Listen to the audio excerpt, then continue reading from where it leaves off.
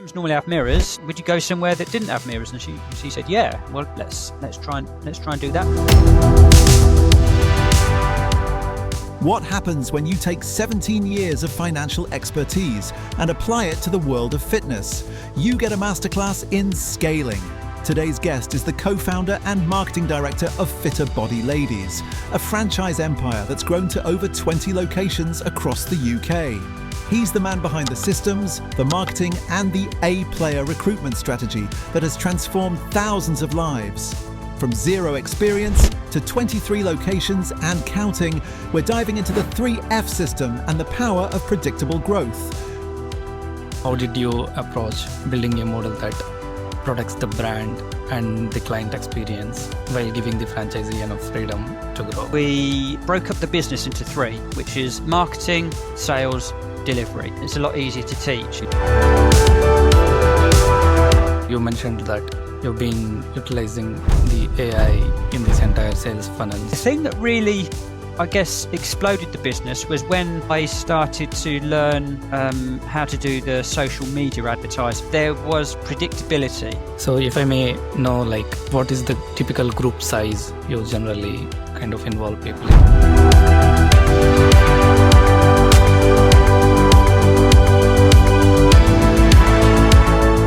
Hey everyone, welcome to the Next Move with Venkat podcast. Today's episode dives into one of the most interesting business models in the fitness industry, scaling a purpose-driven fitness brand through franchising. My guest is Ricky, co-founder and marketing director of Fitter Body Ladies, a fast-growing women-only fitness brand in the UK, built around empowerment, community, and sustainable transformation for women over 30. From starting a single boot camp in Northampton to expanding across the country, Ricky's story is a masterclass in systems, mindset, and execution. Ricky, it's great to have you on the show. Hi, Venkat. Nice to be here. So I've been following the Fitter Body Ladies for a while now. So could you please take us back to the beginning and where it started, how it started, and the motivations behind it? Yeah, so I had 17 years in financial services first, and I got sick and tired of that industry. And so at the age of 35, with two young children, decided to start up in a brand new industry, which is the fitness industry, with my wife, Alex, who at the time, since the birth of our second child, she had put on the normal baby weight and was trying to lose that baby weight, and had ran into a lot of frustrations with regards to trying to do it on her own in traditional gyms, because she was quite low in confidence, being overweight, going into a traditional gym. And we couldn't at the time afford to hire a personal trainer. And so we kind of started talking about that and thinking, well, I want to leave financial services. I want to change careers. She was also wanting to do that as well. Plus, there was this frustration that she seems to have, that we thought, well, lots of other women must have a similar kind of frustration when it comes to this kind of thing. So we decided to set it up, just give it a go. And it felt like a high risk move at the time, just because we had a big mortgage, cars on finance, loans, and with two young children, it did feel like a risk, but it was a kind of like, well, if we don't do it now, we'll never do it. So we did it and started off just in a local park, and then things started going quite well. But the thing that really, I guess, exploded the business was when I started to learn how to do the social media advertising, because this was at a time when Facebook ads were just starting to get going. So this is 2012, going into 2013. It was just after the London Olympics. And what I decided to do was immerse myself in marketing. And I just paid for courses from experts that were already having an enormous amount of success, specifically in the fitness niche in America, utilizing Facebook advertising. And so by doing that, it allowed me then to grow the business really quickly. And our plan then, after the first 12 months, was always going to be franchising. It was always going to be that. And we couldn't do it straight away, though. We had to kind of put our systems to the test. And so we decided that we would leave it. Spoke to various franchise consultants after the first 12 months, and they were all saying the similar thing. They said that in order to give potential franchisees the confidence in investing with you and becoming a partner with you, you kind of need to have, certainly if you're brand new to an industry, you need to have at least 5 years experience under your belt. So that's what we decided to do. So yeah, that's how it all started, really. Like, we decided to, but basically the niche we decided to specialize in was helping ladies that were just like Alex, my wife. It was ladies that were over 30 that had struggled getting results at traditional gyms, that were perhaps a bit intimidated by traditional gyms. And so that's why we wanted to make it ladies only. We wanted to deliberately make it a place that didn't have any mirrors, because again, Alex, one of the things that Alex said that I was completely unaware of, where she goes, I don't actually like looking at myself when I'm like this. And so we thought, oh, okay, well, gyms normally have mirrors. Would you go somewhere that didn't have mirrors? And she said, yeah, well, let's try and do that then when we actually get our own studio. But the other thing that we decided to do, because we recognized that there was something missing in between personal trainer and traditional gym. So if you think about it, traditional gyms are relatively inexpensive, certainly because of budget gyms. And, they might be £20, £30 a month for a budget gym. And then you've got personal trainers where if you're doing 3 sessions a week, that's going to be about £500 a month. We were thinking there's got to be something in between here whereby we can offer the sessions that are, good fun workouts, but at the same time, we can monitor their progress. We can ascertain what their goals are. So the ladies actually speak to us about where they are now and where it is they want to achieve. Do they want to lose 1 stone, 2 stone, get fitter, get more toned? And then we can put a plan in place with them to help them achieve that. The only difference is that we're not doing 1-to-1 personal training. We're doing 1-to-10 or 1-to-15 training, but we can still offer the advice regarding their goals. We can still offer nutritional guidance and support. We can still offer help and support regarding mindset and motivation. All the things that you would normally get with a 1-to-1 personal trainer, but at a fraction of the cost, because we deliver the sessions in a small group. And so that was what we recognized was missing in the marketplace. And that's what we decided to specialize in. And so far so good. It's going very well. Yeah, sounds interesting. Yeah. So if I may know, what is the typical group size you generally kind of involve people in? Yeah, so it depends. And it's been quite enlightening because, to my surprise, the busiest session for us by far, we've got 23 locations in the UK. We've got 2 more that are coming on board in the coming months. And the busiest session up and down the country is 6 a.m. And that really shocked me. So that's the one that we get the most in. And so typically I would say it's about 20. That's about the capacity. We have some sessions though, like a quieter session would probably be about 10. So it would be between 10 and 20 ladies in there. And when you've been going at first, everyone comes in at a similar level. But then after a while, if you've been going a long time and you've got members that have been with you initially when they came in, they were low in confidence and self-esteem. And then after 3 months, 6 months, all of a sudden, that's all changed and they've become fitter and stronger and they've lost weight and so much more confident. It's like a complete transformation. Like, you just don't recognize them. And so I guess one of the challenges has been to deliver a great workout for ladies that are all of a sudden much fitter and stronger. And then you've got the ladies that are just initially coming in for their first session. And so we've been able to do that, just one, because of the great coaches that we've got, but also when we're designing a workout for the ladies, then there are variations in there. So for example, if they come in and they're using weights and they've got to do 10 bicep curls, the ones that come in for their first session might pick up 3 kilogram dumbbells, and the ones that have been with us for a couple of years, they'll pick up the 10 kilo dumbbells. And so by offering, the exercise is the same. It's just the weight that's different depending on how fit and strong they are. So by doing it like that, though, we can accommodate a great workout for all fitness levels. Got it. So let's talk a little bit about the business for a second.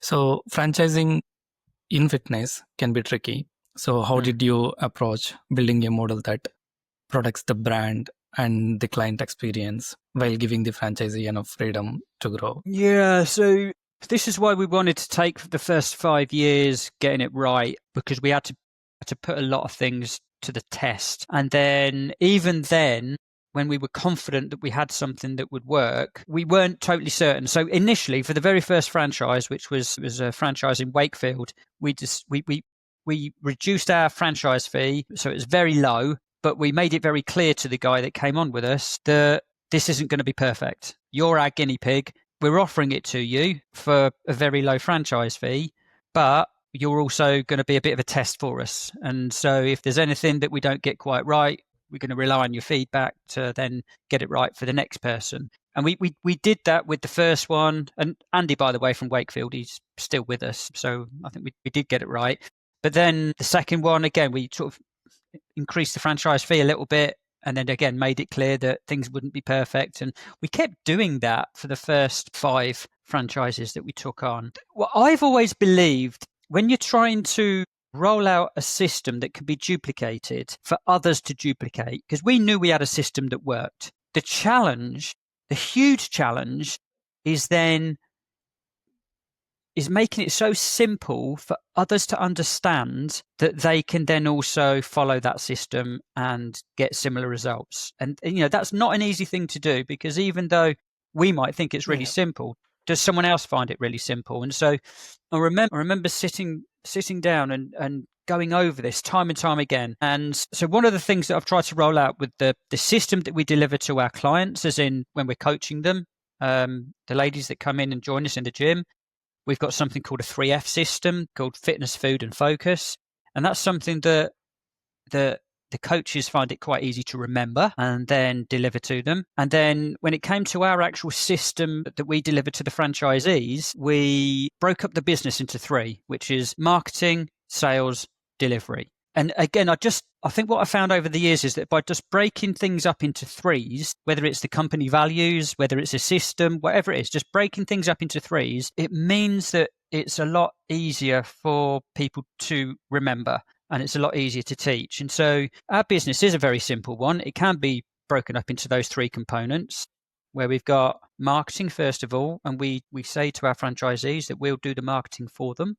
So that's one major headache. They don't have to do what I did when I first joined. They don't have to immerse themselves in the marketing industry and learn all about Facebook advertising, which is changing all the time anyway. They don't have to do that, because we do that for them. So the marketing part of the business, we say to them, we're going to get you at least 100 leads, qualified leads each month from people, local ladies that live near the studio that are interested in this type of program. So that's the first bit. The second bit then is the sales. So it's actually following up with those leads and talking about the program and whether they're a good fit for the program, and then inviting them in to a paid program. So that's the bit that they currently do. And then we've got the delivery, which is the delivery of the coaching. And it's actually delivering great workouts. All of these things are then measured. So the marketing with regards to the amount of leads that are coming, the sales are monitored for each location with regards to, what's the lead to sale conversion rate? And then also when it comes to the delivery, what's the cancellation rate? What's the churn rate each month with the members? And what's the conversion rate from the initial trial program into members? And so we can see very quickly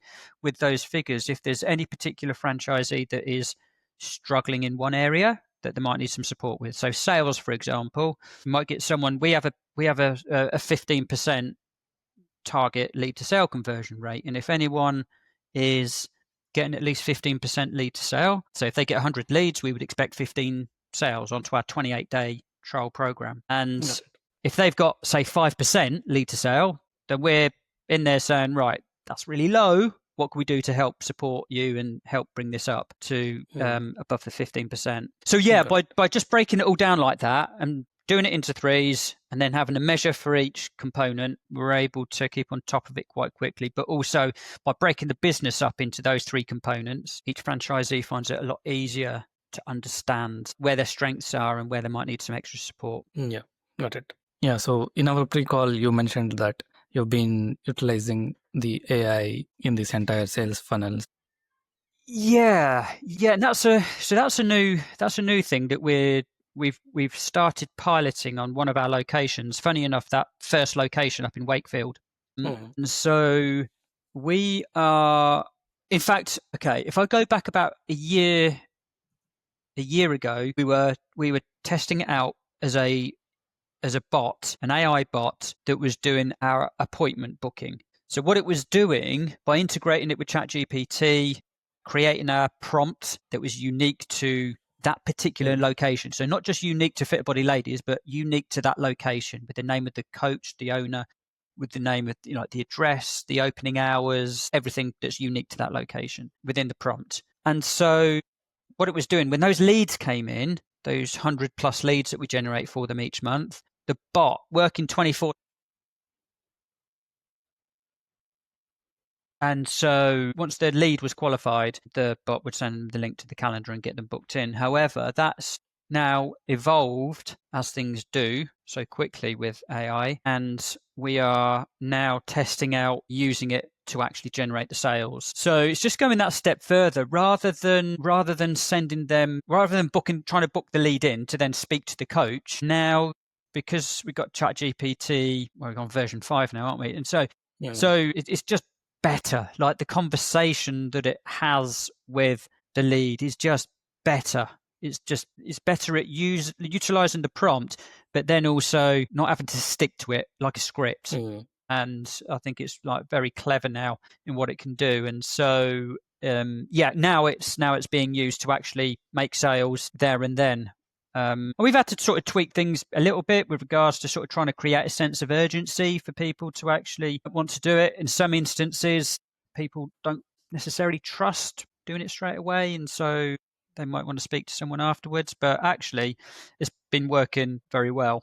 So certainly come the new year, we're going to hope to roll it out to all of our locations. And then I see the next step beyond that, I think, will be the voice ones. So at the moment, it's all done via text message. But yeah, I think the next step will be actual phone calls and just having a proper conversation with an AI bot over the phone. Got it. Yeah, sounds really, really interesting. So in terms of the marketing, what marketing channels are currently you're using? Is it only paid, or are you also relying on the organic?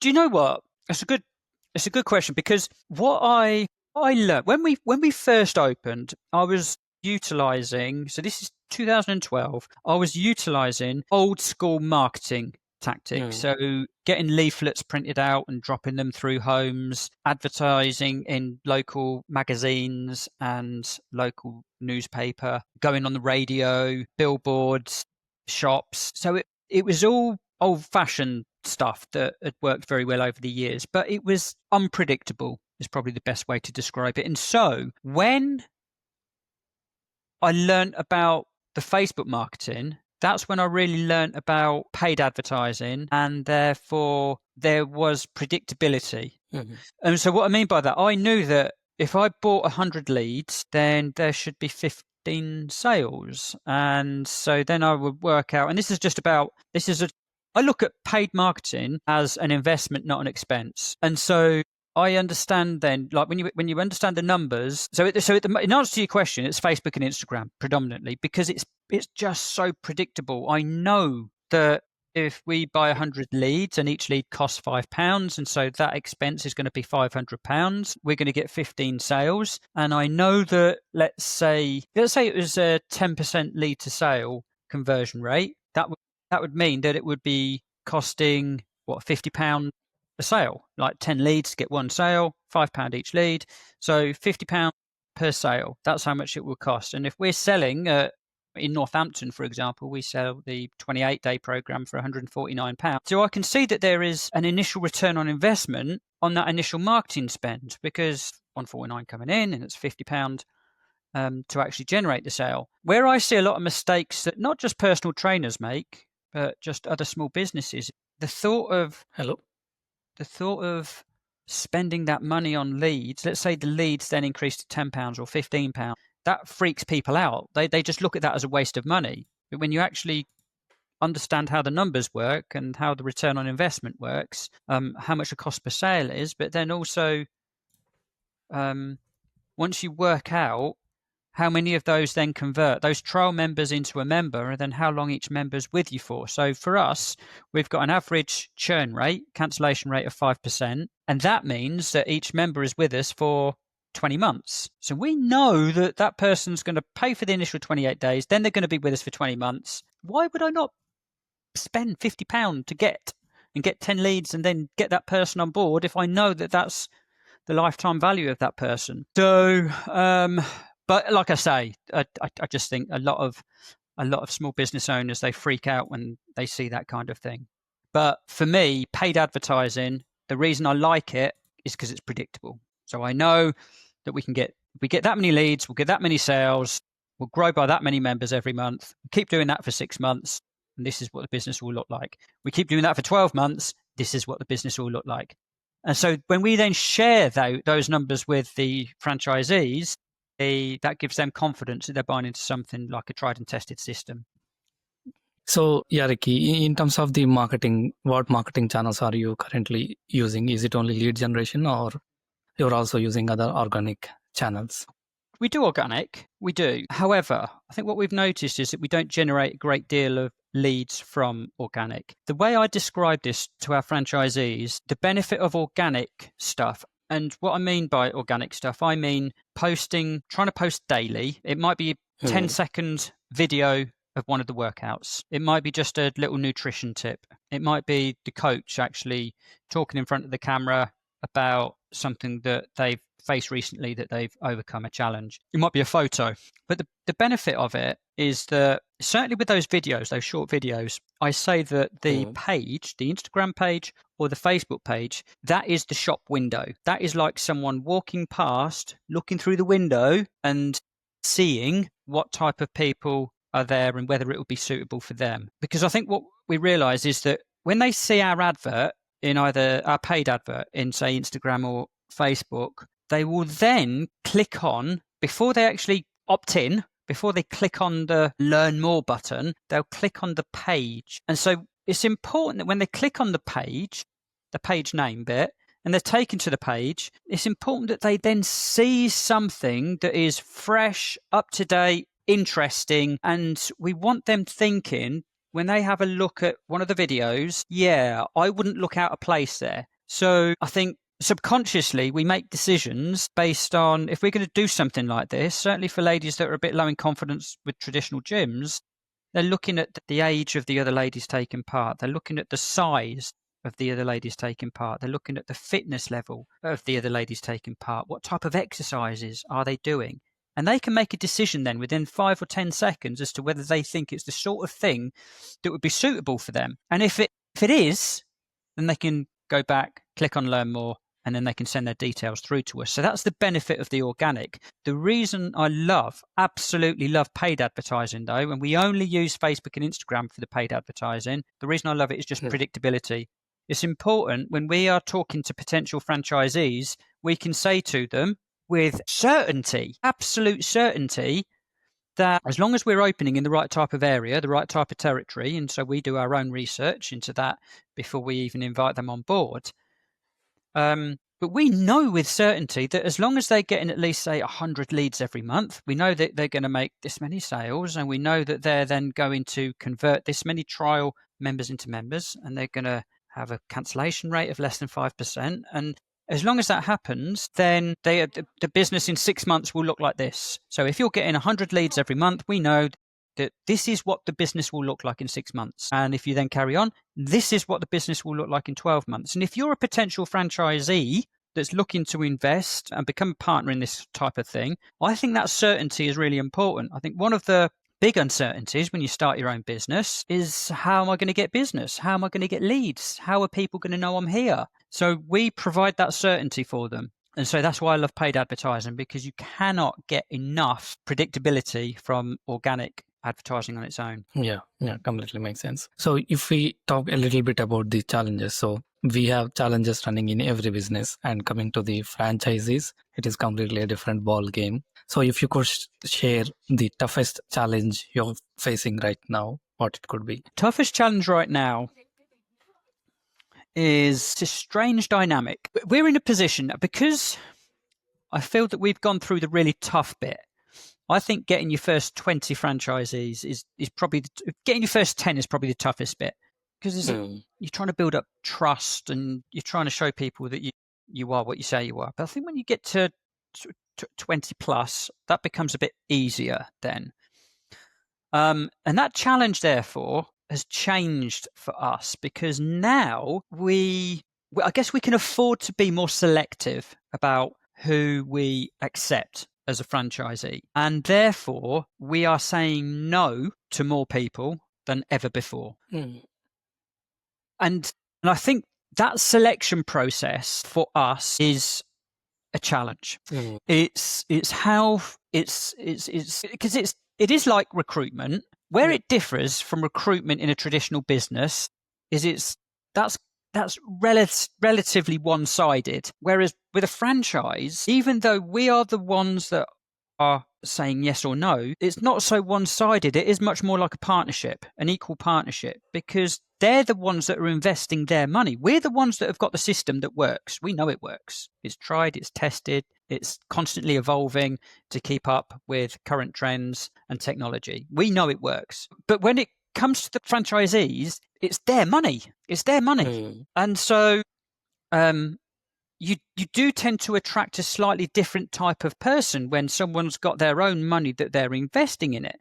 They don't work for us. They work with us, not for us. But what we don't want to do is just accept someone because they've got money.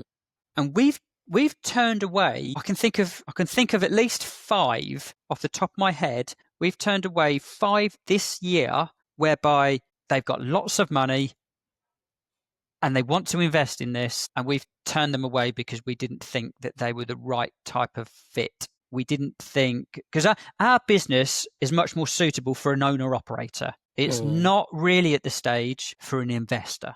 There are franchises out there that are suitable for investors, whereby the investors got the money and then they just go on a big recruitment splurge. But we're not like that. We're not at that stage. It might happen, but we're not there yet. So it's hard. It's a different. I say it's hard for us right now. I think that by the time we've got the next few out the way, and we've proven that we've got that bit, then right. I guess what we're talking about here is our qualification process, because it's just new to us. It's evolved now to a point whereby it's got to be more refined. And what we don't want to do is turn people away that actually would be good. So yeah, it's just, you asked me the question as to right now. That's the biggest challenge. This time, say 3 or 4 years ago, well, actually, COVID was the last really major challenge that we had, with us being in the fitness space, where we were the first to close and the last to open. We didn't lose any of our gyms during COVID. But it was really hard, really, really hard. Yeah. And then coming out of that, we went on a bit of a surge because the fitness industry went on a bit of a surge. But where we are right now, that's our biggest challenge. We've got a team in place and an infrastructure in place and a CRM in place that fits our current size. I think that when we get to 30, which will probably be in the next 18 months, when we get to 30 locations, I think that our challenges then will change altogether again, because we'll have to then actually recruit more people for our head office so we'll have to kind of start building a bigger team at our head office to be able to support the amount of locations that we've got. But I think what we've got in place right now will suit us up to 30, but it's just getting the right people on board to take us to 30, the right franchisees. Got it. The famous saying is always like the quantity doesn't bring the quality, but the quality brings the quantity. So the way you're seeing the things, the way you are approaching is really, really kind of admiring. Yeah. So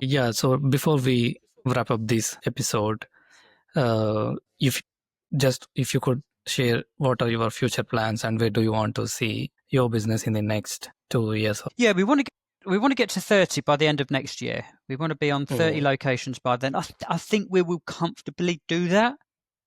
And then once we've got to 30, it's going to be a case of, as I say, just getting the necessary team in place to be able to support that growth. It's support, because really it's layers of support. There are lots of franchise businesses out there whereby the head office, the franchisor, doesn't support the franchisees very well at all, and we're not like that. We interact with them at least once every week. We have Zoom calls and we get everyone on there and we're talking about the latest stuff. And, that's important that we continue to do that. But then it's also the sort of quarterly visits out to them, seeing them face to face and that kind of thing. And when we get to 30, we're going to need just a different layer of support, as I say, to be able to do that, to then take us from 30 to 50. And so in answer to your question, as far as where would we be in 3 years, I would want to be on 50 locations in 3 years, which again, like with each stage of growth, it just brings a different set of challenges. I think we would have been on 50 locations already if we hadn't gone through COVID. I think we'd be there already. So kind of feels like we're still catching up a little bit from 2 years of COVID and lockdowns. Yeah, got it. Yeah, if you could share one advice for the people who are in the same kind of space, whether if anyone who is really want to start their own franchisee business, or if they want to join within your franchisee business, what advice you could give to them? Do you know what? I think that the biggest tip, and it goes back to what I was saying before, it is about the quality of the recruitment. I say this to our franchisees. This is fresh on my mind because it's one of the things that went through in our recent weekly meeting. What we've noticed with our franchisees, system, not problem at all. System works. The ones that are further ahead, though, are the ones that have assembled a great team in their location. The ones that are a bit further behind are the ones that have had problems with staff. And so what I mean by that is that in order to grow, so at a franchisee level, in order for them to grow, in order for them to take on a second location or a third location, because we've got some of our franchisees that have got 3 locations, they've got to hire good coaches. They've got to hire good salespeople. And they've got to kind of create this team whereby everyone's happy. And that's hard. That's really hard. And sometimes you can rush into hiring someone that isn't a good fit for the business. We try and help them with hiring what we call A players rather than C players. Because when we talk about A players out there, certainly in the coaching space, there are coaches up and down the country whereby they are amazing. They live and breathe fitness. Yeah, completely makes sense. So Ricky, that has been a wonderful discussion. So we have discussed a lot about the franchisee business, the fitness industry, especially for the ladies who are the over 30 years, and especially something related to the marketing. So we have been discussed a lot, and yeah, even our audience will get most out of this episode, I hope. So yeah, thank you for joining this episode. And if people wants to, if anyone wants to check out where they can find you, yeah, you also have the LinkedIn profile. And so you have 2 different websites. One is especially for the fitness coaching, and another one is for the franchisee business, right? So yeah, this has been amazing discussion with you. Thank you for joining the show. Cheers. Thank you.